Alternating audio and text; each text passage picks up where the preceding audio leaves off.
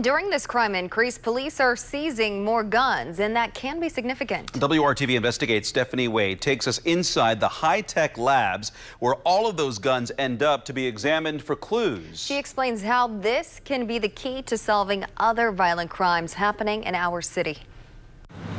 With violent crime on the rise in Indianapolis, 2020 shattering the record number of homicides over previous years, and the first half of 2021 continuing on a record pace.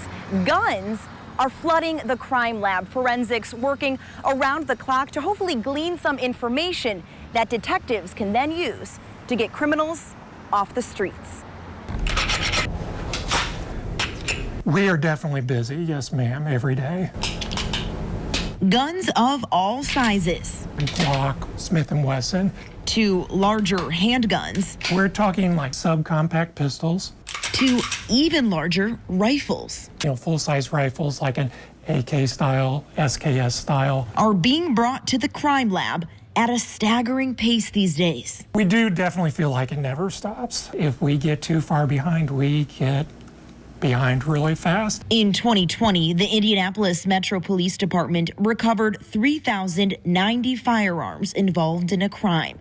As of last week, 2,442 firearms have been seized so far this year, quickly approaching last year's numbers, and we're only in July. Seizing crime guns out of the hands of perpetrators of gun violence is a focus of IMPD. Metro Police are submitting a couple dozen guns and shell casings for analysis each day to the crime lab. Every gun is examined, fired, and photographed. Casings get a microscopic photo before being entered into a database that can determine if they've been used in other shootings around the city. So that almost looks like one cartridge case. So that right there shows me that this was fired in the same gun. These marks are the fingerprint of the firearm. When this program took shape in 2018, the lab was able to match evidence that resulted in 435 leads that year, aiding in arrests. In 2019, they found 924 leads. In 2020, 1,099 leads. And so far this year have found 1,246 leads, already topping last year's numbers. That's a good sign that we're connecting the pieces. This can be the key, police say, to unlocking another violent crime.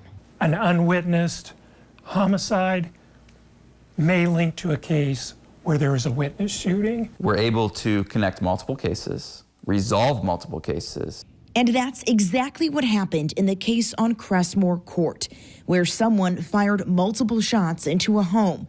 Fast forward 5 days later, detectives seized a gun in a traffic stop on the other side of town that, through forensic analysis, matched evidence that was found at the shooting, allowing them to file charges against a 20-year-old man for criminal recklessness and who is now serving a 3-year sentence. We are recovering more crime guns that are linking to additional incidents. More evidence from crime scenes is linking to additional incidents. And we're viewing this information and analyzing this information in a way that we haven't been to in the past. Helping police find those involved in shootings before another victim is added to our city's growing list. Being able to prevent the next crime is essential in reducing gun violence. Provide a safer neighborhood for everybody's families. Stephanie Wade, WRTV, investigates.